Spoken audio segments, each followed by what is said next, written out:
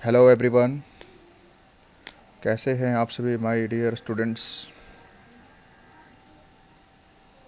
जैसा कि आपने प्रैक्टिस सेट 1 में पढ़ा, आज हम वैसे ही प्रैक्टिस सेट नंबर 2 स्टार्ट करेंगे, जो कि वेरियस एग्जाम्स में पूछे गए क्वेश्चंस भी हो सकते हैं और मोस्ट इम्पोर्टेंट क्वेश्चंस हैं जो मैंने सेलेक्ट किए हैं, बार बार रिपीट होते रहते हैं और पेपर्स में पूछे गए हैं।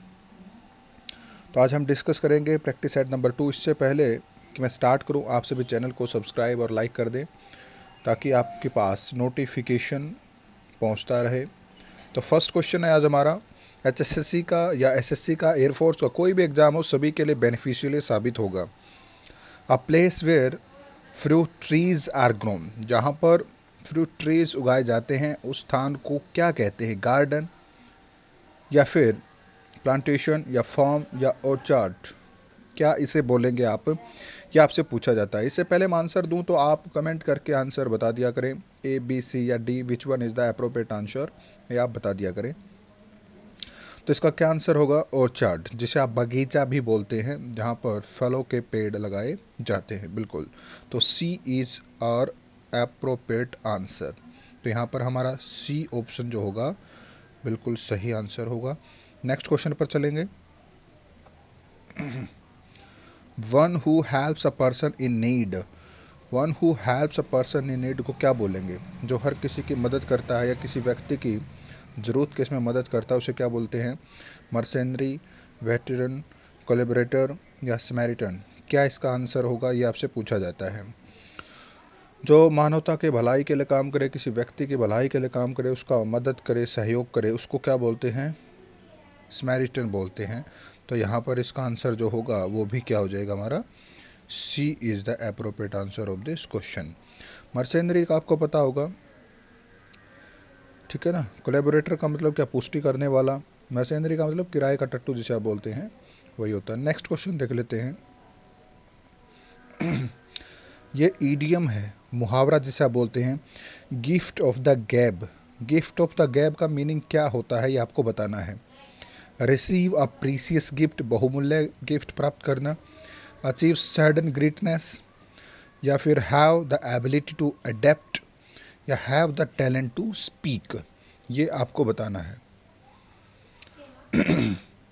तो गिफ्ट ऑफ द गैब का मतलब होता है बोलने की कला।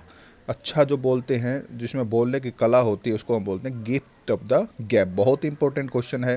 तो have the talent to speak is our appropriate answer, D is the correct answer. Next question देख लेते हैं भाई। टर्न अ डीफ ईयर, बहुत इंपॉर्टेंट क्वेश्चन है, न जाने कितनी बार रिपीट हुआ है, बहुत ही इंपॉर्टेंट कैटेगरी में काउंट किया जाता है। टर्न द डीफ ईयर का मतलब क्या होता है? ये भी हमारा इडियम ही है। To take someone deaf, to pay attention, ध्यान देना, या टू पे नो हीड, कोई ध्यान ना देना, टू लिसन केयरफुली, या केयरफुली ध्यान देना, क्या इसका मतलब होगा? तो भाई सिंपल सी बात क्या है, मैं ट्रिक से बता देता हूँ। टर्न अ डीफ ईयर का मतलब, डीफ का मतलब बहरा, बहरे की तरह बर्ताव करना। कई लोग ध्यान नहीं देते हैं, अनसुनी कर देते हैं, कान पर जू ना रेंगना, यानी कोई ध्यान ना देना। इसको हम क्या बोलते हैं? इसको हम क्या बोलेंगे? To pay no heed. C is the appropriate answer. Next question पर चलते हैं बच्चे। यह बहुत इंपॉर्टेंट क्वेश्चन है। ग्राम सी का पेपर हो, हरियाणा पुलिस का पेपर हो, ग्रुप डी का पेपर हो, इस प्रकार के क्वेश्चंस प्रीवियस ईयर में बहुत सारे पूछे गए हैं। It is late, it's time blank home, क्या इसका आंसर होगा? देखो, पास्ट इंडेफिनिट टेंस में यूज होते हैं। It is time, it is high time, it is about time, it is better time, yesterday, ago, last, previous, इस प्रकार के वर्ड्स हैं जो पास्ट इंडेफिनिट में प्रयोग होते हैं। ये मैंने यूट्यूब पर भी अच्छे से डिटेल में पढ़ाया था कि पास्ट इंडेफिनिट को किस प्रकार यूज किया जाता है, कैसे आइडेंटिफाई करेंगे पास्ट इंडेफिनिट है। तो जब भी it is time, it is high time, it is about time से सेंटेंस की स्टार्टिंग हो रही है, तो ऐसी स्थिति में हम सेकंड फॉर्म यानी पास्ट इंडेफिनिट का प्रयोग करेंगे, जो कि हमारा सी आंसर हो जाएगा, we went home. Next question है भाई, I have not met him blank Monday. इसमें आपने एक प्रेपोजिशन फिल करनी है जो अप्रोप्रिएट आपको दिख रही है, फोर, सिंस, फ्रॉम या इन। क्या आप फिल करेंगे? I have not met him blank Monday, मैं मंडे से उससे नहीं मिला हूँ। तो जब भी स्टार्टिंग टाइम की बात हो, कब से की सेंस आ रही हो, ये भी मैंने यूट्यूब पर डिटेल में पढ़ा था, ठीक है। तो सिंस कहाँ यूज करेंगे, फॉर कब यूज करेंगे, तो इस सेंटेंस में हम सिंस का प्रयोग करेंगे। आप इसकी कंप्लीट डिटेल के लिए यूट्यूब चैनल पर जाएं। नेक्स्ट क्वेश्चन देख लेते हैं। She lives in Perth, she owns a house dash the Swan river, ठीक है। वो पर्थ में रहता है, ये जगह का नाम है, फॉरेन में है। वो नदी के किनारे, स्वान नदी के किनारे रहता है। तो यहाँ पर ही आपको बताना है, देखो कई शहर नदियों के किनारे स्थित होते हैं, नदियों के किनारे, या जो जैसे कई शहर नदियों के लगे होते हैं। तो ऐसी स्थिति में जब भी ऐसी बातें पूछता के किनारे या के स्थापित होने की स्थिति में, तो हम ऑन का प्रयोग करेंगे। बहुत ही इंपॉर्टेंट है, के नज़दीक या के किनारे, इस प्रकार की बातों के लिए ऑन का प्रयोग किया जाता है। नेक्स्ट क्वेश्चन देख लेते हैं। करेक्टली स्पेल्ड वर्ड, 4 ऑप्शन आपको दिए गए हैं, जो भी एक सही स्पेलिंग है उसको आपने सेलेक्ट करना। एक बार आप कमेंट में बता दो कि किस बच्चे ने इसका आंसर दे दिया है। करेक्टली स्पेल्ड वर्ड, अक्कड़ की स्पेलिंग पूछी गई है। Which one is the appropriate spelling? अक्कड़ ए, बी, सी और डी। आपका वेट कर रहा हूं, जल्दी से आप बताएं अक्कड़ की स्पेलिंग क्या होगी। तो यहाँ पर OCCURRED, अक्कड़, बी आपका आंसर हो जाएगा। और मैंने टेलीग्राम चैनल पर 500 स्पेलिंग की PDF दे रखी हैं, उसमें ये स्पेलिंग्स इंक्लूड हैं। तो जो भी बच्चा टॉपिक वाइज या फिर ग्रामर या वोकैब की PDF प्राप्त करना चाहता है, तो टेलीग्राम लिंक डिस्क्रिप्शन बॉक्स में दिया गया है, उस पर जा कर के वहाँ से आप ले सकते हैं। चलते हैं नेक्स्ट क्वेश्चन पर भाई। I will be at home dash Friday morning, you can telephone me 10, कि भाई मैं फ्राइडे मॉर्निंग तक घर पे आ जाऊंगा, आप मुझे टेलीफोन कर सकते हैं, तब आप टेलीफोन करें। एट, ऑन, इन या बाई, प्रेपोजिशन जैसे कि आपको पता है मोस्ट इंपॉर्टेंट टॉपिक है, बार बार पूछा जाता है। तो इसमें क्या फिल करेंगे? बहुत सारे बच्चे तो क्या करेंगे, फ्राइडे, नेम ऑफ डे से पहले ऑन यूज करते हैं, ये रट्टा मार रखा है उन्होंने, क्रैम कर रखी बातें।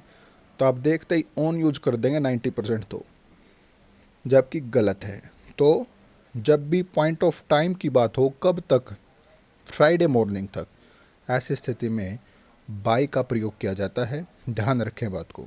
नेक्स्ट, ये हमारा है भाई,